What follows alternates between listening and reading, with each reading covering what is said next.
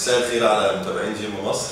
معاكم محمود النجار، وحلقة لأول مرة بنعملها من دولة الكويت، واستكمالا للحلقات في لقاءات مع أبطال ومحترفين المصريين. معانا النهاردة بطل مصري محترف، ما خدش بطولة واحدة ولا اتنين ولا تلاتة، لا ما شاء الله بطل عالم 5 مرات متتالية، ذهبية الوزن 90 كيلو. معانا النهارده الكابتن احمد الورداني. اهلا بيك. اهلا بيك. ايه الاخبار؟ نورتنا ونورت الصفحه، وانت ما شاء الله عليك والله العظيم. انا فعلا من متابعينك وبحب اتفرج عليك جدا وعلى جمال جسمك على المسرح. يا باشا انا اللي متابع لكم، صفحه جميله وممتازه، وبصراحه يعني تنفع اللعيبه وتنفع الناس المتابعين لها بكل معلومات جديده، وصفحه بحبها عشان صريحه. الله يخليك. في بداية الحلقة كده يا كابتن عايزك تعرفنا عن نفسك، يعني أحمد الورداني من بدايته خالص. أحمد الورداني، أنا اسمي أحمد طلعت الورداني، من محافظة المنوفية شبين الكوم، مواليد 84، خريج بكالوريوس تجارة سنة 2005. يعني حاجة مالهاش علاقة بكمال الأجسام خالص. موظف محاسب في مسابقة اتصالات. زي كابتن أنور سيف؟ أنور مع زميلي في الشغل. محاسب في سنترال شبين الكوم العمومي. دخلت كمال الأجسام تقريبا بعد سنة 2001، بعد ما كنت بطل الجمهورية في المصارعة الروماني. يعني البداية أصلا كانت مصارعة؟ خلصت المصارعة الروماني وأنا في الثانوية العامة.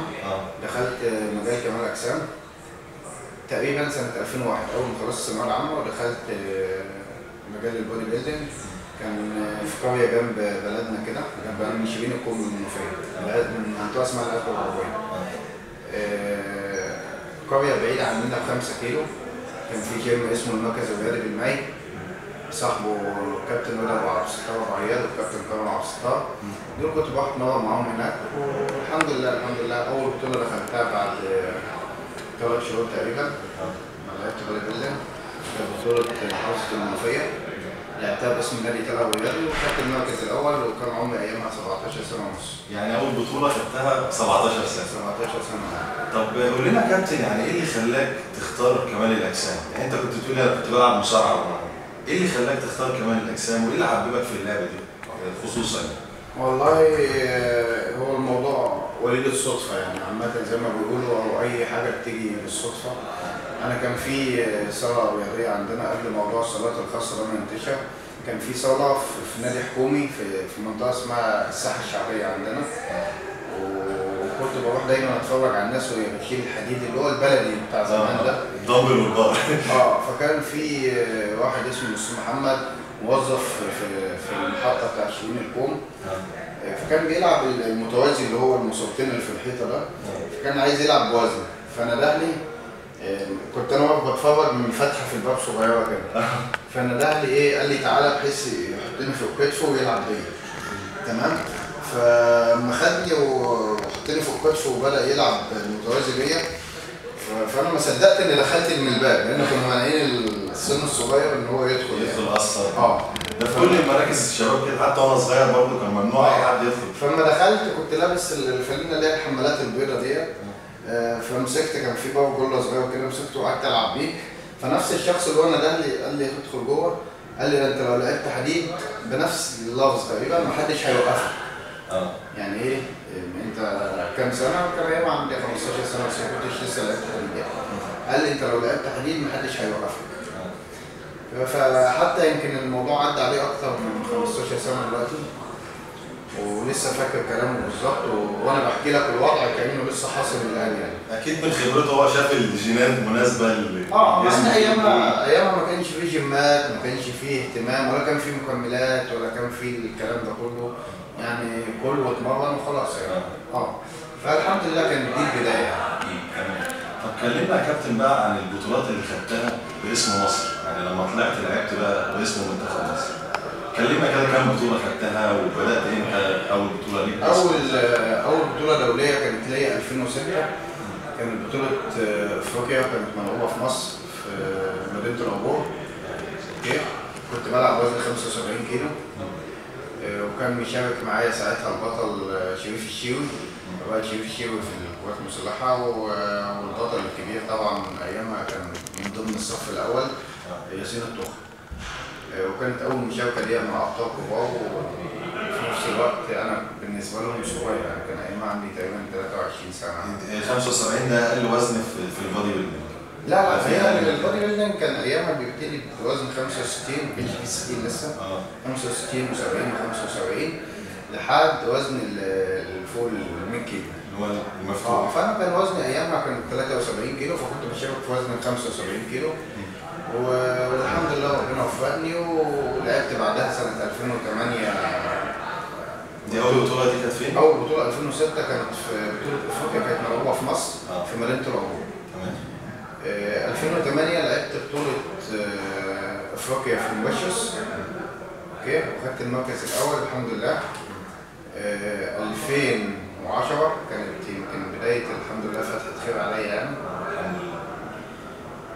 شاركت أول حاجة في 2010، شاركت أول بطولة دولية كانت بطولة العرب، كانت في اسكندرية. خدت فيها المركز الأول وزن 85 كيلو. بعدها على طول شاركت في بطولة البحر المتوسط، بعدها تقريبا بأسبوعين. كانت في الأردن، خدت فيها المركز الثاني. الشخص اللي كسبته في بطولة العرب راح كسبني في البحر الأبيض. بعدها بالظبط بشهرين 2 كانت بطولة العالم، وما كانش عندي امل ان اسافر بصراحه خالص، لان قعدت 4 سنين عافر وحابب ان انا العب بطولة العالم. كان حلمي ان انا اوصل لبطولة العالم او اكسب في التجارب. كنت بجهز وبصرف وبتعب، وما كنتش غير موفق، يعني كنت غير موفق في التجارب يعني الحمد لله كنت راضي عن مستواي جدا يعني.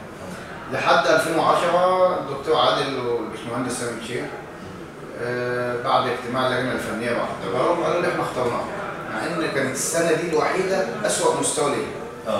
يمكن السنه يعني انا ما كنتش رايح العب، يعني انا في اللي ما يعرفوش الناس ان انا كنت مقدم اصلا الباسبور بتاعي في سفاره المانيا، يعني الكلام ده اول مره بقوله يعني. وكنت كان في المانيا بعت لي دعوه العب بطوله هناك. باسم المانيا ولا باسم مصر؟ لا باسم مصر، بس هي بطوله خاصه مش تبع منتخبات. بطوله محليه في المانيا. هلعبها باسم كمصري لان انا باسبور مصري. بس هي الفكره كلها ان ايه، ان كانوا عايزين حد من العرب يشارك فيها وبعتوا لي. فلما رحت سفاره المانيا قالوا لي عايزين جواب من الاتحاد ان انت بتلعب باسم منتخب مصر. فانا رحت الاتحاد، فالدكتور عادل قال لي لازم تلعب في التجارب. مع ان انا كنت مخطط خالص ان انا ما العبش تجارب ولا بتاع، اسافر بطوله المانيا دي العبها واقعد هناك. جاهز للمنتخب. واقعد هناك يعني، واقعد هناك حتى في المانيا، مش ناوي بصراحه ارجع تاني. المهم اشتغل ظروف، يا دكتور اديني الورقه، قال لي لا لازم اشوفك في الايه؟ في التجارب. التجارب ايه يا عم؟ انا بقى انا بقالي 4 سنين بجهز وما بسافرش. انا عايز اشوف اكل عيشي، يعني عايز اشوف حاجه اكل منها عيش يعني. المهم بعد اجتماع التجارب وبتاع، بعد اجتماع اللجنه الفنيه بعد التجارب، طلع الباشمهندس سامي بتاع ده قال لي 1000 مبروك حد جوازك. اخترناك. بس احنا اخترناك ايه؟ هتسافر السنه دي معانا احتياطي للفريق بطوله العالم. دي كانت اول مشاركه لبطوله العالم. كانت اول مشاركه بعد ما طبعا عملت تاني البحر الابيض المتوسط وفي نفس السنه واول العرب. خدوني يسافروني بطوله العالم. كنت المفروض ان هشارك في وزن 80 كيلو. الحمد لله من اول ماتش وفقت وخدت المركز الاول. في السنه ديت بس كنت انا وكان البطل العالمي طبعا الكبير احمد حموده، انا هو بس اللي خدنا اول ضمن المنتخب المصري كله. علامه ما شاء الله احمد حموده. طبعا هو اخ كبير، وكان دايما برضه الكلام ده للناس.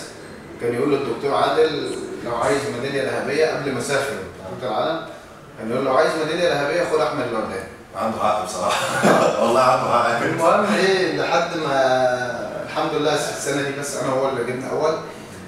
كلم الدكتور عادل وقال له مش انا قلت لك ده متصفره يعني بمستواه اللي هو بيظهر فيه في بطوله الشركات مش هيطلع بره الثلاثه. فالحمد لله بدات تتوالى بقى الايه البطولات العالميه. شاركت بعدها في بطوله العرب على طول بعد ما رجعنا من بطوله العالم، كانت في اذربيجان. شاركت في بطولة العالم شاركت في بطولة العرب، كانت مربوعة في مصر، بطولة عرب أندية، والحمد لله ربنا وفقني، وبدأت بعدها ألعب بس في بطولة العالم. غير طبعا بطولة جمهورية الشركات اللي كنت بلعبها كل سنة. بعدها تاني سنة 2011 لعبت في وزن جديد خالص في بطولة العالم، كانت في الهند، وزن 85 كيلو. الحمد لله خدت مركز أول في الوزن الجديد اللي أنا بشارك فيه.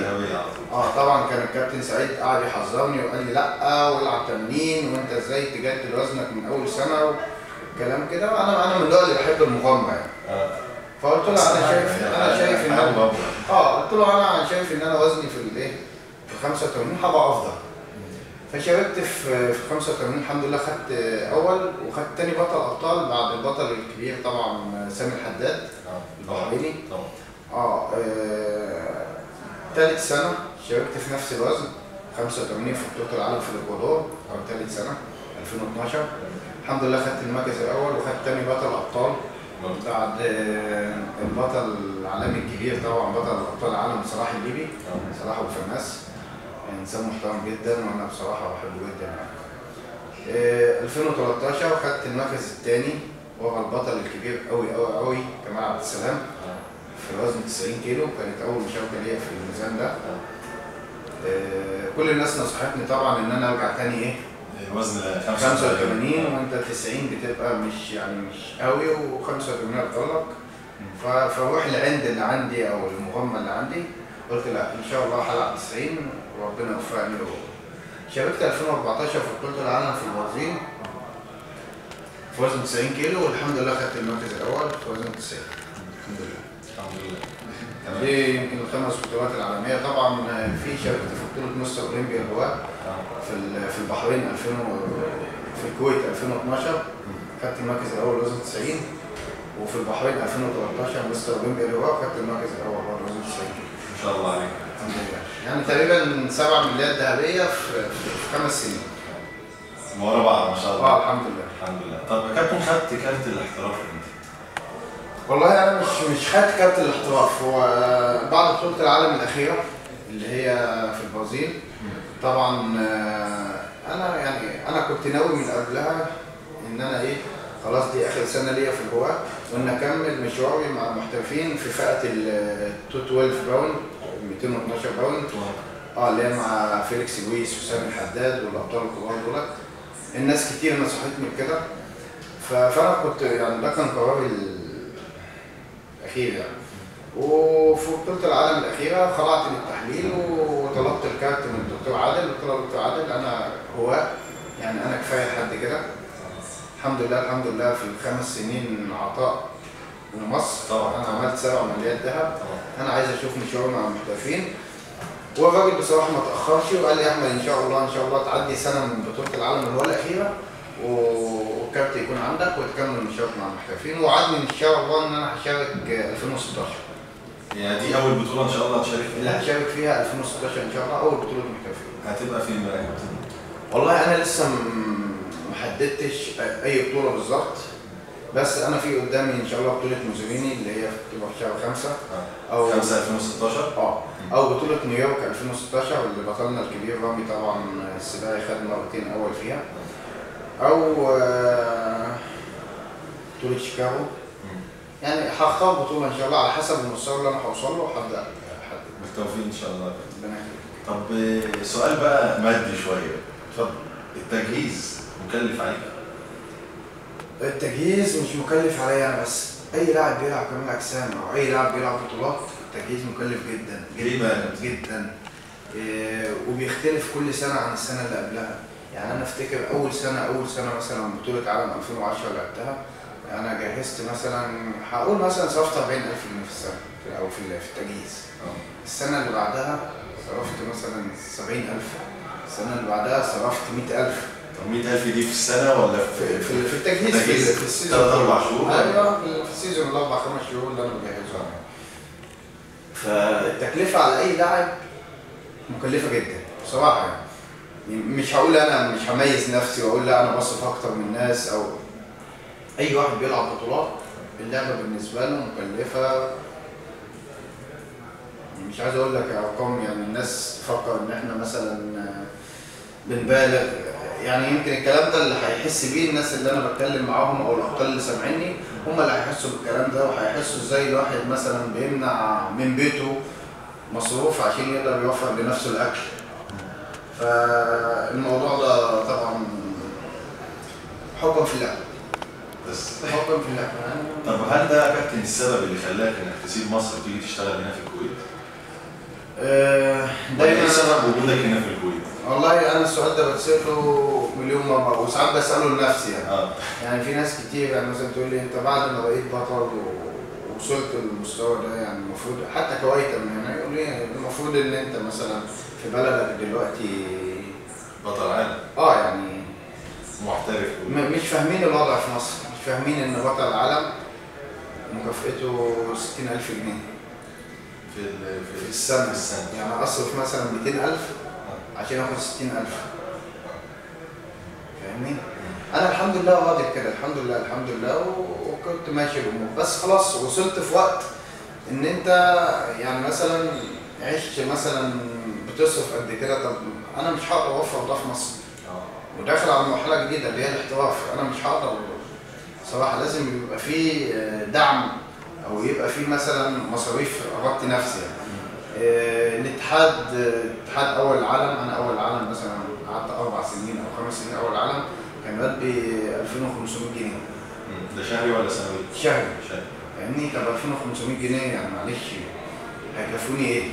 كفوش اسبوع. يعني خلينا صراحة مع بعض يعني، مش حرام يعني. هو والله الاتحاد مقدرته كده، او يعني هي البلد امكانياتها كده خلاص، بس انا امكانياتي بقت اكبر او مصاريفي بقت اكتر، احتياجاتي اكبر، فهتنيني عايش على 2500 هقف عند الحد ده مفيش تقدم، مش هتزيد. ف جيت عرض من جولد الجيم طبعا الكويت، والحمد لله الحمد لله الشغل اللي بيصرف عليا، والنادي الى حد ما بيساعدني. يعني هو النادي السبونسر بتاعك دلوقتي؟ حاليا انا لسه يعني هم السنه اللي فاتت ساعدوني كتير في بطوله العالم بتاع البرازيل.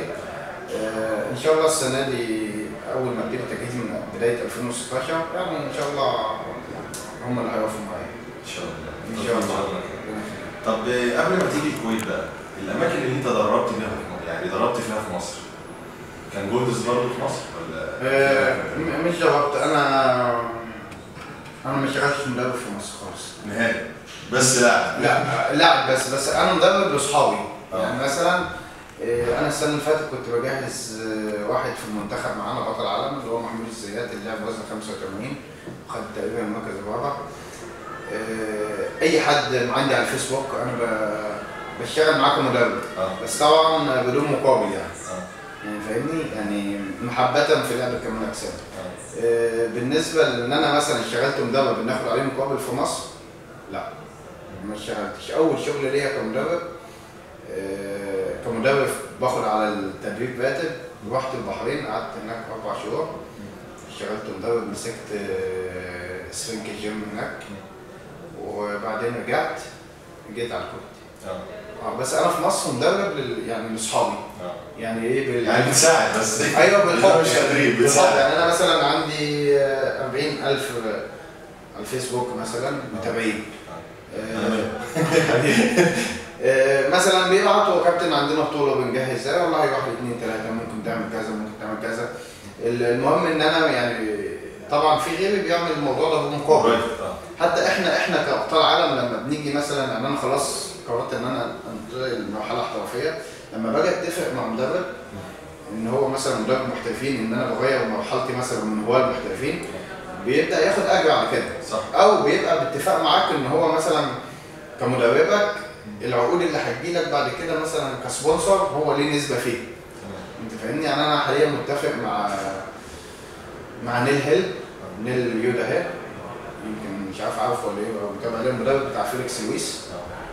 ان شاء الله متابع معايا السنه دي، وان شاء الله هو اللي هيبقى المدرب بتاعي في الفتره الجايه. انا كان عندي سؤال في النقطه دي يا كابتن. اتفضل. هل من السهل ان اللاعب كمال اجسام انه يفضل يجهز نفسه طول حياته؟ لمرحله معينه. لمرحله معينه، يعني انا مثلا انا بالفتره اللي عدت كلها انا مدرب نفسي. انا بجهز نفسي.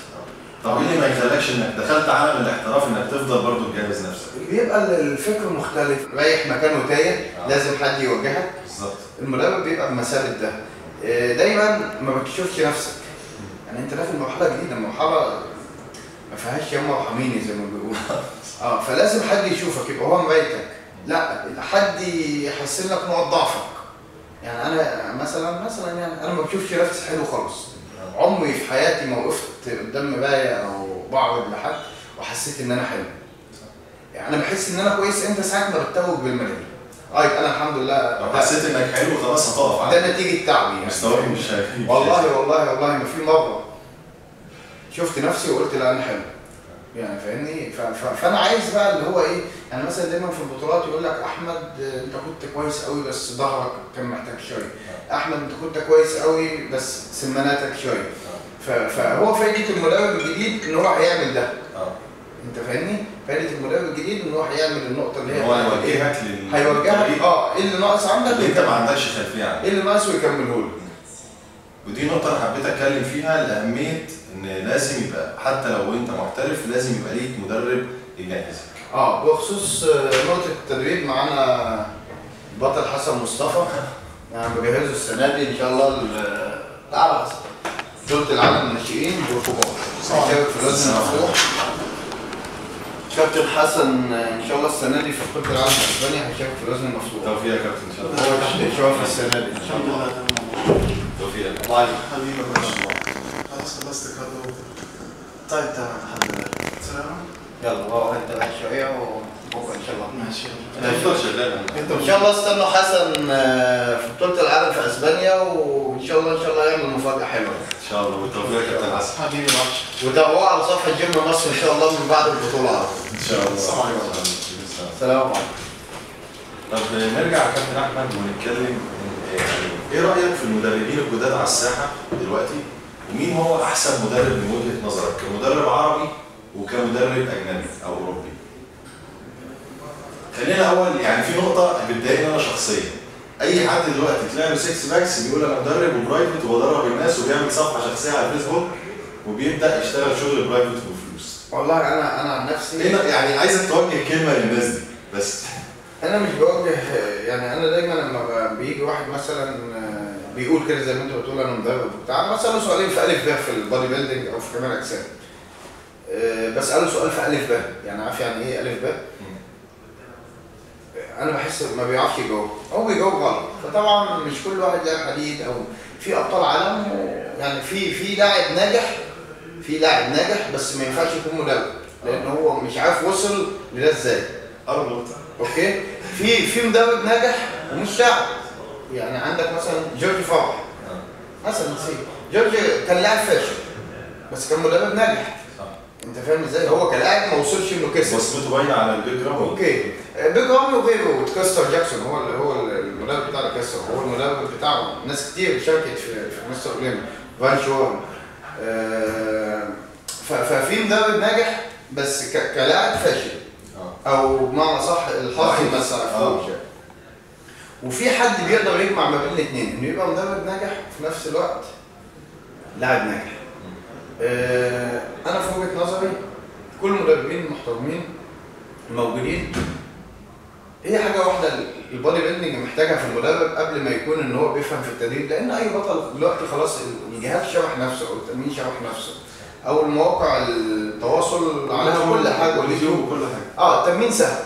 المدرب اللي في وجهه نظر الصح او اللي بيفهم اللي دارس علم التغذيه، لان هي الفكره كلها عندنا التغذيه 80%. التغذيه فالمدرب اللي قدامي لو عارف التغذيه كويس انا اتمرن معاه مفيش مشكله. طب مين بالنسبه لك يعني يعتبر احسن مدرب على مستوى العالم دلوقتي؟ انا في وجهه نظر انا اصلا بتختلف اختلافات شخصيه وراحه نفسيه. انا المدرب بتاعي اللي هو قلت عليه نيل هيل اللي هو مدرب فيليكس لويس وويليام بونك وكده. في مثلا كابتن انور سيف معاه مدرب تاني معاه باتريك تور، ويمكن هو نزله شوكه على الصفحه عندكم. في كل حاجه باين او فنلندي حاجه زي كده. باتريك تور، لا باتريك تور يا سيدي تقريبا سويسري، والله مش فاكر مش متذكر لان انا كنت كلمته قبل كده. جورج فرح طبعا معروف، في ساسيتو، بص في مليون مدرب. ده انا بتكلم على المحترفين. بالنسبه عندنا في مصر اي حد عايز اي معلومات ممكن، الابطال كلهم موجودين بتوعنا بتوع المنتخب. يعني عندك ما شاء الله منتخب كله ابطال، والحمد لله لحد ما كلهم بيفهموا. يعني ان كان عطيه شعلان، محمد زكريا، اسامه سلامه، احمد الهيتي، اسماعيل البندق، محمد امبابي، محمد كمال مدرب في المنتخب دلوقتي برضه من الناس المحترمه واللي بيطلع كل سنه لعيبه، وانا بحبه جدا. وهو ان شاء الله 10 ايام هيكون معايا هنا في الكويت. والله هيلعبوا في بطوله بلاتينيوم؟ هيلعبوا بطوله بلاتينيوم اللي هي في 31/10، وعامل تيم حلو جدا. فيزيك. يعني كل ابطال المنتخب عشان ما ننساش حد، كلهم ابطال وكلهم بيفهموا. فانا في وجهه نظري كلاعب هاوي، يعني بالنسبه للعيبه اللي هو اللي مثلا الناس اللي عندكم على الصفحه، لو عايزين مثلا يستعينوا بمدرب، ليه هروح مثلا لجورج فرح. جورج فرح عشان يديني معلومه هيقول لي عايز $5000. صح. اوكي. طب ما عندك مثلا محمد زكريا، عندك محمد كمال، عندك عطيه شعلان، عندك 100 بطل في مصر يقدروا يوصلوا لك المعلومه اللي هو اللي ما حدش هنا هيقدر يديها لك، لان هو شايفك قدامه. اوكي. فانتوا ممكن تتواصلوا مع الناس ديت ان هم يجهزوكوا او يعني مثلا تتابع معاه مستواك او كده. انا في وجهه نظري افضل من انك تجهز مع حد من بره كهاوي. انما لو ناوي تنتقل للمرحله الاحترافيه موضوع تاني خالص، لازم نشوف مدرب افضل. طب قول لنا نصايحك بقى للشباب اللي هو لسه بيبتدي لعبه كمال الاجسام، او نفسه بيشوف بطل زي حضرتك كده ونفسه يوصل لك. ايه نصيحتك له وهو لسه رايح الجيم اول يوم ولسه بيبتدي حياته في الجيم؟ والله يا محمود، انا كان عندي حلم يعني من ضمن احلامي، يعني انا ما حققتوش لسه، او يمكن الظروف لسه مش مساعداني، او يعني ان شاء الله مش هسيبه ولا محققه. يعني ان شاء الله انا من النوع اللي يعني ما بسيبش حلمي يعدي بالسهل. يعني انا كان نفسي النقطه اللي كنت بتكلم فيها من شويه، ان احنا عندنا ثوره ابطال. عارف يعني ايه؟ كتير. كل واحد في حته، والناس مشتته ما بين احمد ومحمد وعطيه ومبابي. طب ليه ما نعملش اكاديميه؟ انا كنت بقترح الموضوع ده على جيم مصر، نعمل اكاديميه. والله هي بقى كلمتك من هنا لكل متابعين جيم مصر. نعمل اكاديميه، والاكاديميه ديت هيحضر فيها مثلا احمد الورداني، كابتن زكريا، كابتن عطيه، كابتن امبابي. كل واحد فينا زي مدرسه كمان. الله ينور عليك. كل واحد فينا له معجبينه وليه الناس اللي بتحبه والناس اللي بتثق فيه وبتثق في معلوماته. فالنهارده مثلا السبت هيبقى في محاضره من كابتن محمد زكريا من الساعه كذا للساعه كذا اللي عايز يحضرها، وهتبقى برسوم ضعيفه جدا. يعني فاهمني، مش يعني حاجه غير مكلفه.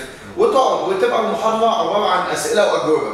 هيبقى المحاضره مثلا على حسب العدد اللي هيجي متوسط، هنقول 50 واحد. 50 واحد الكابتن محمد هيبقى واقف معاهم، او كابتن احمد او كابتن عطيه على حسب الجدول بتاع المحاضرات اللي هيتعمل، وهيبداوا يعني مثلا يسال السؤال وانا اجاوبه.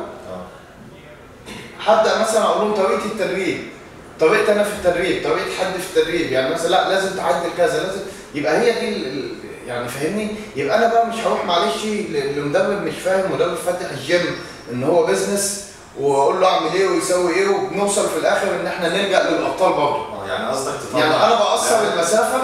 يعني فاهمني، يعني الاكاديميه دي هتبقى عباره عن ان انا بقصر المسافه للبطل ما بين اللاعب والمدرب. للبطل. عارف ان مثلا الكابتن احمد هيحضر النهارده في المكان الفلاني، هروح احضر المحاضره. كل الاسئله اللي انا عايز اسالها اللي انا مجمعها وكاتبها في ورقه هروح اسالها له فيس تو فيس بالشرح. اوكي. مش مثلا هكلمه على الفيسبوك وهيبقى مشغول، مش هكلمه مثلا وما يردش عليا. يا جماعه احنا المساله يعني مثلا انا عندي مثلا 40,000 متابع مثلا، كلهم بيكلموني. انا الكلام ده بقوله للمتابعين عندي برضه، كلهم بيكلموني. انا في شغلي تقريبا بشتغل 10 ساعات في اليوم، ما ينفعش امسك التليفون. طيب بريح في البيت ساعتين قبل ما انام. طب في الساعتين دول انا هرد على 40,000، هرد على 10 بيكلموني. انا فاهم. وتلاقي واحد مثلا انا والله اللي بقدر ارد عليه برد. حتى لو مش دلوقتي، لما ببقى قاعد فاضي في اي وقت برد على الناس، والحمد لله هم عارفين كده عني يعني. بس انا بتكلم ان موضوع الاكاديميه ده هيبقى حاجه مميزه، حاجه مثلا انا عايز اسال الكابتن احمد بدل ما اساله على الفيسبوك او على الواتساب او كده، وممكن يجاوبني صح وممكن يجاوبني اي كلام وممكن ما يجاوبنيش خالص عشان مشغول. لا، انا هيبقى فيها اكاديميه وهيبقى زي بيزنس، زي شغل يا جماعه، شغل. يعني انا رايح هدفع مثلا رسوم المحاضره عشان احضر، عشان يجاوب على الاسئله اللي انا اللي انا هسالها تقدمها للناس، وهتسال فيس تو فيس، ولو في جزئيه مش فاهمها هو هيجاوبني عليها كمسؤول او كمدرب او كلاعب. يعني انت غرضك كده يا كابتن انك تعمل اكاديميه تطلع لعيبه، اطلع لعيبه واطلع حتى لو مش لعيبه. انا مش شرط ان اللي يحضر المحاضره لعيبه، افرض واحد بيحب كمال اجسام، حابب يعرف عنها كل حاجه، محاضرات توعويه لكمال الاجسام. بالظبط زي كانك رايح جامعه. انت في الجامعه ما بتدرسش ماده واحده، انت بتدرس 6-7 مواد. انت رايح برضه تتعلم كل حاجه، طريقه تدريب، طريقه اكل، طريقه نوم، امتى ده، طب ليه الصبح اكل بيض، طب ليه ما اكلش مثلا الصبح فراخ، طب ليه، فاهم الحاجات دي بتفرق قوي. انت ليه بتعمل كده؟ المكملات، ما انا مش عارف اشرح لك ده كله على الفيسبوك، مش عارف اشرح لك ده كله في رسائل، انا مش قاعد 24 ساعه على الانترنت، انت فاهمني؟ ده بالعكس، ده كده احسن له، ده انت كده بتقرب من الفانز بتوعك. الله ينور عليك، ده اللي انا عايز. وهيبقى يعني زمان من 7-8 سنين يعني ما كانش الموضوع وسع كده، وبقى في صفحات وبقى في ابطال وبقى في ناس بتجاوب. كان معلش عشان تروح لبطل تكلموا من الابطال اللي كانوا موجودين ايامها، كان العمليه يمكن انتوا تعرفوا يعني صعبه قوي، او احنا من الناس اللي عانينا من الموضوع ده. تاخد معانا عشان احنا من الناس اللي عانينا من الموضوع ده. فانا يعني من انا واحد من الناس اللي عانت الموضوع ده، انا وكل الابطال الموجودين. يمكن الموضوع بقى سهل للابطال الجداد دلوقتي كلهم، انه عايز مثلا كابتن احمد يبعت له رساله، عايز الكابتن شحات مبروك يبعت له رساله، عايز الكابتن عمر العناوي يبعت له رساله، كابتن زكريا يبعت له رساله ويكلموا. ما كانش فيه الكلام ده زمان، ما كانش فيه، ما كنتش عارف وسائل التواصل الاجتماعي، والكلام ده احنا عانينا منه كتير، يعني عانينا قوي يعني، فاهمني؟ ف انا شايف ان موضوع الاكاديميه ده هيفرق قوي مع الناس. تمام. طب نيجي بقى لسؤال حساس، دايما بيبقى حساس مع اي بطل بنتكلم معاه فيه. انت شايف ان الاعلام المصري مهتم بلعبه كمال الاجسام زيها زي اي لعبه جماعيه زي كره القدم مثلا؟ خالص. طب انت يعني عايزك توجه رساله للاعلام المصري عندنا. ولا 1%. والله ولا 1%، ودي حاجه من الحاجات اللي الواحد فعلا بيتحسر عليها يعني. الاعلام المصري ما اهتمش بينا لفتره معينه، شهر او 2 بعد بطوله العالم الاخيره في البرازيل. هي فتره البطوله. ويمكن كان سبب كبير في كده كان سفير مصر في البرازيل. الراجل حضر معانا البطوله وشاف اللعيبه بتعاني قد ايه، وشافنا واحنا مرميين ورا الستيج مش قادرين حتى ناخد نفسنا، وتعب وتان وسبب. فكتب على صفحته، طبعا هو كل الاعلاميين عنده على الصفحه، فكتب يا جماعه الناس دي لازم نهتم بيها، والابطال دول بيتعبوا والكلام ده. فبدا الاعلام لحد ما اهتم شهر. طب فين بعد الشهر؟ خلاص. فين دلوقتي؟ في حد في الاعلام بيتصل بيقول له تعالى يا احمد عندك برنامج دلوقتي، تعالى عطيه صور دلوقتي. خلاص، هي الهوجه بتاع البطوله وبعد كده خلاص، انت فاهمني؟ فطبعا انا عايز اقول حاجه، يعني زمان كان المصارعه بتيجي مثلا ساعه كل يوم، ساعه كل اسبوع على قناه ثانيه، ما كانش في حتى القنوات الكتير ديت، ما كانش في ناديات، كان القناه الثانيه بتجيب كل يوم جمعه ساعه للمصارعه، وكل الناس بتقعد تتفرج عليها. دلوقتي لما اتعمل قناه للمصارعه وكابتن ممدوح فرج الله يرحمه وبدا برامج والناس تسال والناس تتجاوب، بقى في متابعين كبير قوي للمصارعه. اوكي؟ ايه اللي خلى الناس تعرف المصارعه وتحفظ السن الصغير كله دلوقتي؟ بالظبط، العيال الصغير يقول لك الروك ومش عارف اندرتيكر كله ايه اللي خلى، فاهمني؟ الاعلام. فاحنا ليه ما نهتمش برياضه مثلا بترفع علم مصر؟ يعني احنا مثلا الحمد لله اسياد العالم في البولي، ماشي؟ ليه مثلا ما نعمل يا عم؟ مش قناه، مش هقول نعمل قناه لكمال اجسام مثلا ويحضرها بعض ابطال والناس تساله، زي ممدوح فرج، مكان كابتن ممدوح فرج، مكان بيعمل البرنامج بتاعه. احنا عايزين برنامج يبقى فيه واحد مثلا مذيع ويستضيف كل مثلا يوم بطل يتكلم عن الاسئله اللي الناس عايزاها، ويبقى في اسئله قناه مخصصه لكمال الاجسام. مش قناه، انا ما بقولش قناه، انا بقول برنامج في قناه.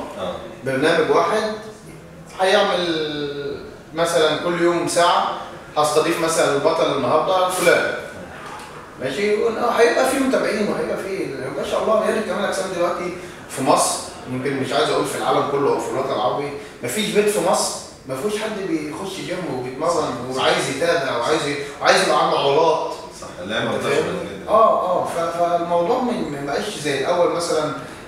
في كل بلد تلاقي نادي صغير حكومي او ساحه شعبيه قايم عليها المحافظه كلها، لا دلوقتي ما شاء الله في كل شارع تلاقي نادي. صح. ويمكن في شارع واحد تلاقي ناديين او ثلاثه. جدا جدا. مفيش بيت دلوقتي في مصر مفيش حد ما بيلعبش رياضه، مفيش حد ما بيدخلش يلعب كمال اجسام. كمال الاجسام هي الرياضه الام لجميع الرياضات. صح. هي اللي بتكمل. حتى لعيب كره القدم، لعيب الباسكت بيلعب.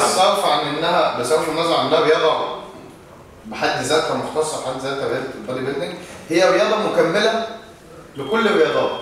لاعب الكوره بيلعبها، لاعب السله بيلعبها، لاعب المصارعه بيلعبها، لاعب الكاراتيه بيلعبها، فهي بتكمل كل الرياضات. يبقى جازاتها الاهمال. لا طبعا. انت فاهمني؟ طب انت شايف يا كابتن الاتحاد المصري نص الاعلاميين بس تكمل، نص الاعلاميين اللي هم ما بيتابعوناش، اللي هم معلش يعني ما بيسالوش فينا، بييجوا الجيم وبنشوفهم وبيلعبوا رياضه واحنا اللي بندورهم. بس تيجي مثلا تقول له اعمل برنامج مع بطل عالم ولا بطل دولي ولا حقق بطوله، الناس بتقول. طب انت شايف يا كابتن ايه دور الاتحاد المصري، او هل شايف ان الاتحاد المصري مقصر معاكم في موضوع الشو الاعلامي او التواصل مع وسائل الاعلام؟ والله الاتحاد المصري انا حاسس ان هو زي الانسان العاجز. عارف يعني ايه زي الانسان العاجز؟ ايه سبب عجز الاتحاد ده؟ الامكانيات محدوده. الامكانيات بتاع الاتحاد نفسه محدوده. يعني انت مجرد جهه تنفيذيه. الاتحاد هو جهه بياخد اوامر وينفذ. بياخد اوامر او بياخد معاشات من الام اللي هي الوزاره. هو ده اللي بيجي لنا والله يا جماعه. انت فاهمني؟ هو ده المطلوب مننا. ده دور الاتحاد جاله كتير بيديه للعيبه، جاله شويه بيديه للعيبه، ما جاش خالص ما بيديش. فانا عايز اقول لك ان مثلا في اكتر من بنقعد ساعات احيانا بالثلاث اربع شهور ما بناخدش مرتبات. يعني معنى كده ان الاتحاد نفسه مش مقصر؟ مش مقصر. انا هتهم الاتحاد ليه؟ الاتحاد اللي فيه يعني انا مثلا قعدت 3-4 شهور مثلا. لا مش اتهام، انا بس عايزين نوصل. لا انا التقصير كله لوائح. احنا بلد ماشيه باللوائح. اللوائح تيجي مثلا تقول له يا عم انا هصرف 150,000 على بطوله العالم، مكافئتي 60,000، يقول لك اللائحه كده. اللائحه. طب ماشي، اللائحه دي من سنه كام؟ احنا في سنه كام؟ ايام اللائحه دي ما اتعملت سنه 70 مثلا ولا 67. كان الكيلو الاحمر بكام؟ دلوقتي الكيلو الاحمر بكام؟ انت فاهم؟ يعني زي ما بيقولوا لوائح عقيمه يعني، فاهمني؟ وهي اللي يعني اقول لك ايه؟ انا رحت مكافئتي من وزاره الشباب والرياضه في بطوله العالم، ويمكن الكلام ده انا قلته على التلفزيون قبل كده. المحافظ رحت له وانا عامل اول عالم 5 مرات، فكان رايح يعني هيكرمني على بطوله العالم. يعني اتصلوا بيا في المكتب بتاع المحافظ قالوا لي تعالوا المحافظ عامل لك تكريم في وجود طبعا مندوب او وكيل وزاره الشباب والرياضه وكده. المحافظ مكافئته كام؟ ليا 2000 جنيه. وزاره الشباب والرياضه وكيل الشباب والرياضه المكافأة بتاعت المدربية عندنا للشباب والرياضة 900 جنيه لأول عالم. يعني ايه 900 جنيه؟ قال لك هي اللائحة عندنا كده. ممكن اللبس بتاع التدريب مش اللبس، التاكسي اللي انا واخده رايح بيه البتاع يعني، فاهم؟ مش عايز اتكلم يعني، ما الناس عارفة كل حاجة. طب بيبقى في تسهيلات من مثلا من الاتحاد وانتم مسافرين في اي دولة، بيبقى في تسهيلات في الدولة؟ كمنتخب بيبقى فيه. انما انا مثلا عايز اسافر بطوله زي ما الكابتن انور سيف حكى في الفيديو اللي قبل كده. اما بيبقى فيه قهوي زي بيطلع باسم منتخب كامل بيبقى فيه تسهيلات. يمكن احنا ما بنروحش السفارات حتى والفيز بتجيلنا.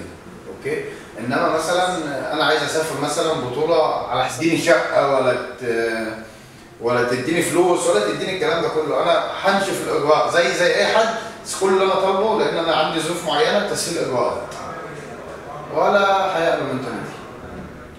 طب انت شايف يا كابتن ان العواقب اللي بتحصل في مصر دي بالنسبه لبطل زيك ومحترف زيك يخليك في يوم من الايام انك تلعب باسم دوله ثانيه غير مصر؟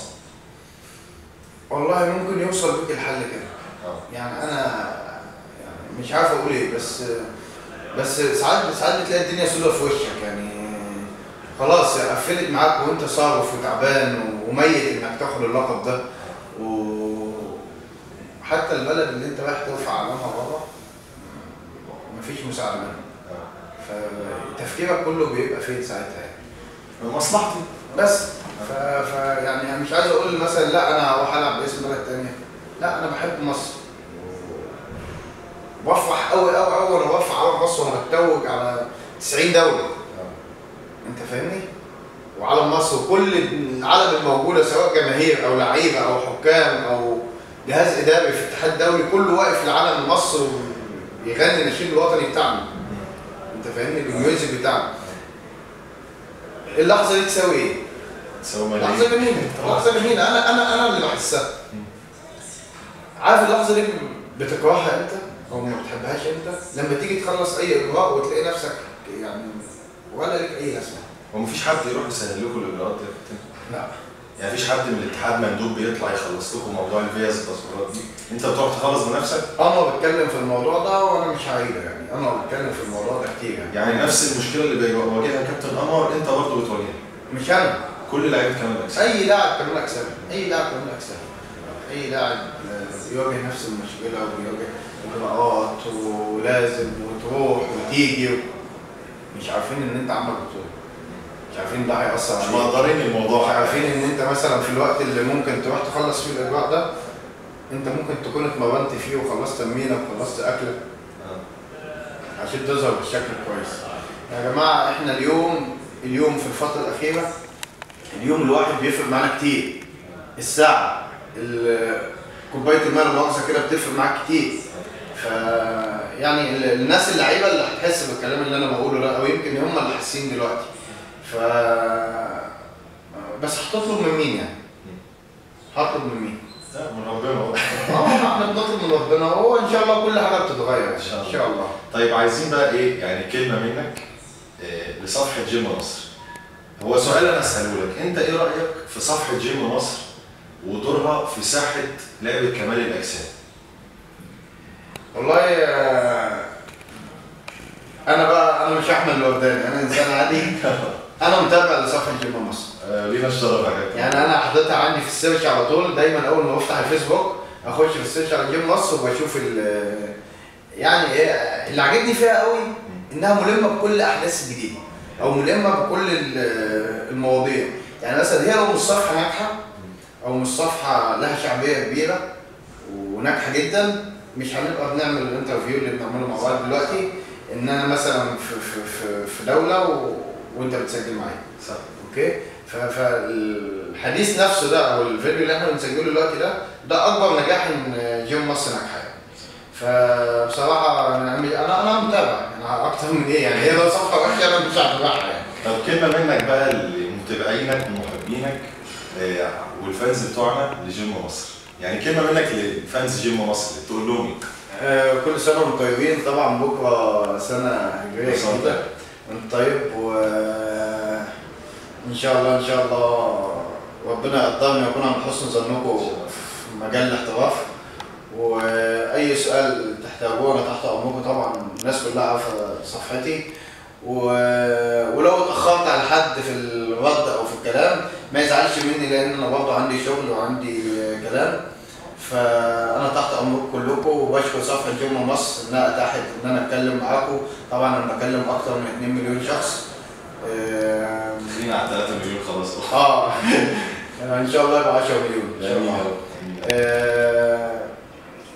كل سنه وانتم طيبين، وانا اخوكم الصغير او اخوكم الكبير على حسب سنكم. اخونا البطل. وتحت امر اي حد في اي حاجه. والشكر للاستاذ محمود النجار طبعا الله يخليك. على الحديث الجميل، والكابتن طاهر، واي وقت في اي مكان انا تحت امركم. الله يخليك يا كوتش، بشكرك جدا على اللقاء الجميل والحلقه الجميله دي، وانا ليا الشرف ان انا سجلت معاك. والله انا ليا الشرف، انا من زمان يعني، انا بقول لك انا من المتابعين يعني.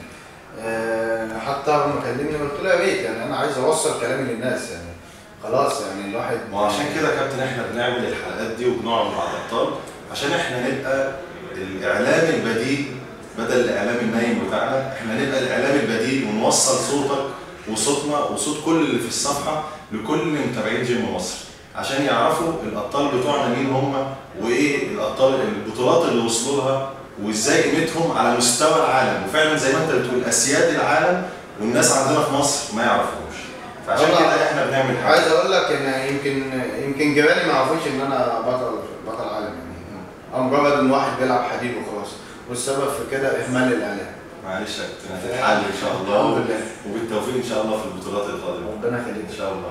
شكرا لكم متابعين جيم مصر، وعايزينكم تبقوا معانا قلب واحد نقدر نوصل صوتنا وصوت الابطال دول لكل العالم، ونعرف العالم مين هم اسياد العالم المصريين الفراعنه. بس كل اللي عليك اعمل لايك للفيديو وشير لكل الناس، وبيكم انتوا هنوصل الحلقه دي لكل الناس اللي عايزه تتعرف على ابطال مصر المصريين المحترفين. شكرا لكم.